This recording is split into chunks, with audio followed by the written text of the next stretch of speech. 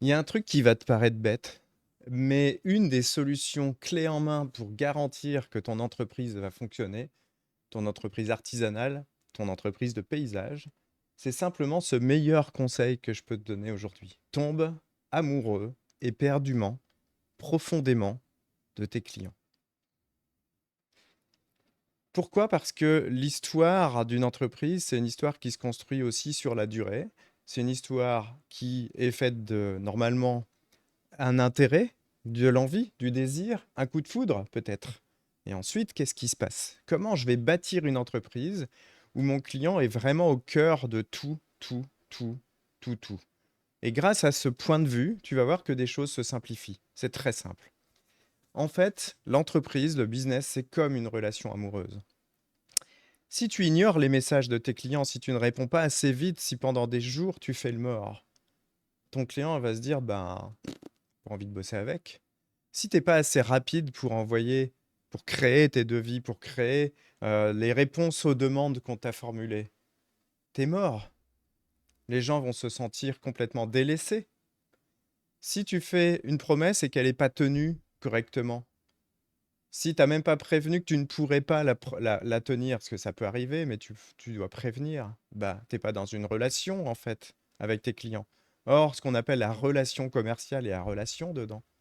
Si une fois que tu as fini chez quelqu'un, genre une créa, un entretien, tu donnes jamais de nouvelles, t'envoies jamais signe de vie et t'attends que ce soit toujours à lui de venir, c'est donc une relation qui est unilatérale, dans un seul sens. Ton client vient te chercher, donc tu y vas. Mais si demain tu considères ton client comme un amoureux, c'est toi qui vas aller vers lui, c'est toi qui vas aller lui proposer des solutions, c'est toi qui vas lui montrer que tu peux lui rendre service. Et ça s'appelle l'acquisition de clients proactive. Plus le suivi de clients, plus le suivi fidélisation. Et ça s'apprend. Ça s'apprend dans une entreprise, ça s'automatise. Séduire son client pour la première fois, c'est comme un premier date, quoi. Une première fois que tu vas, que tu invites au resto, tu as osé quelque chose. Elle est un peu masculine, ma fille.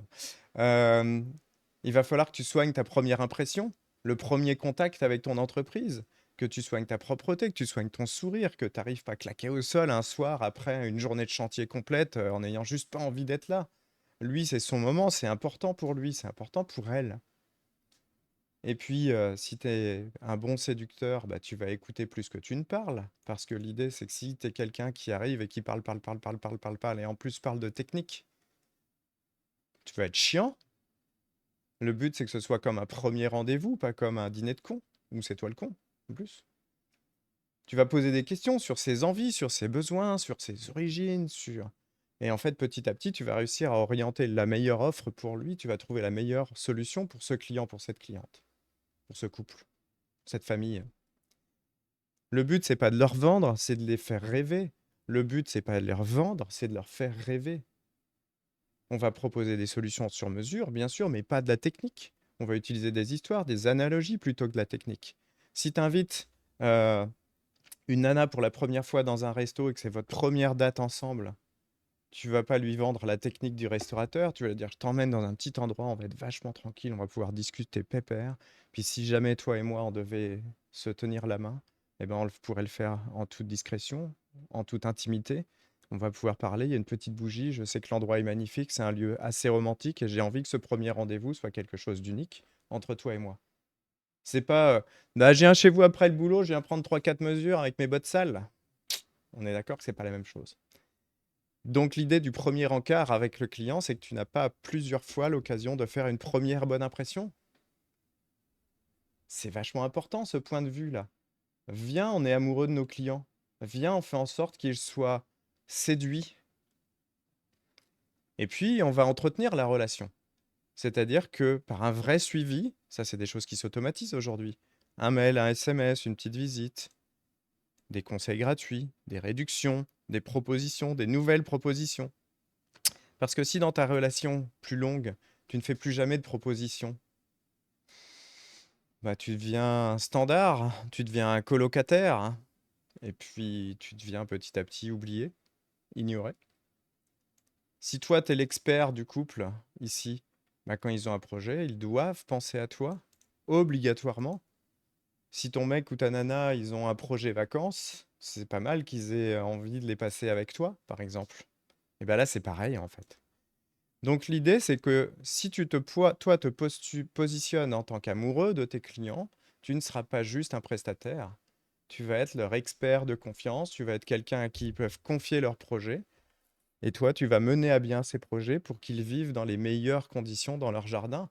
Tu leur vends pas la plantation d'une haie de Troène, tu leur vends un brise-vue qui va leur permettre de gagner l'intimité dans leur jardin pour que leur couple, que leur famille puisse être tranquille. Tu leur vends de la tranquillité, tu leur vends de l'intimité, tu leur vends des bons moments, tu leur vends des moments de famille, des moments d'amis, des moments de tristesse, mais dans un lieu qui va leur permettre de vivre tout ça pleinement, sans inquiétude, sans problème.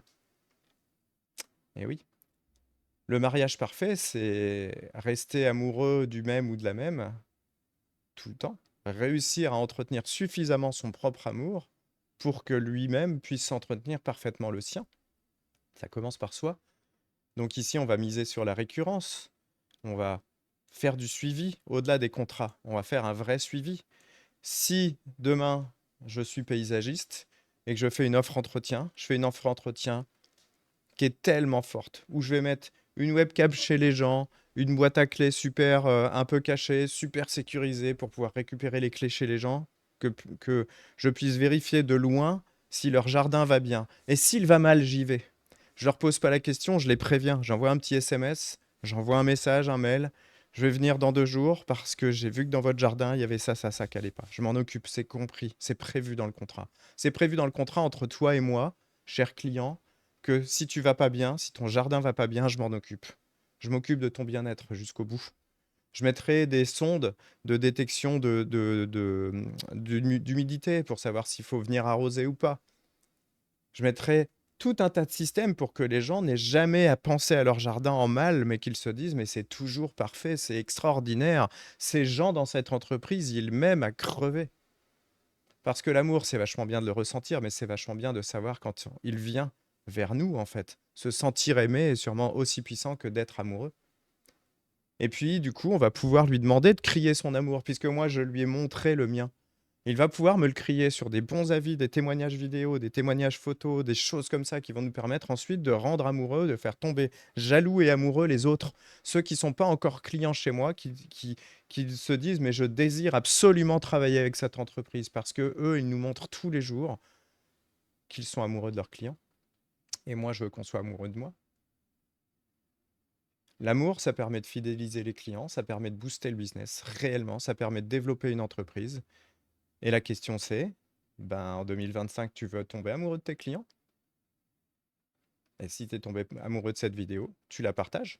Et puis en commentaire, tu me mets simplement tes histoires d'amour avec les clients. Ça m'intéresse beaucoup. Et on fera peut-être même un petit partage sur une vidéo spécifique.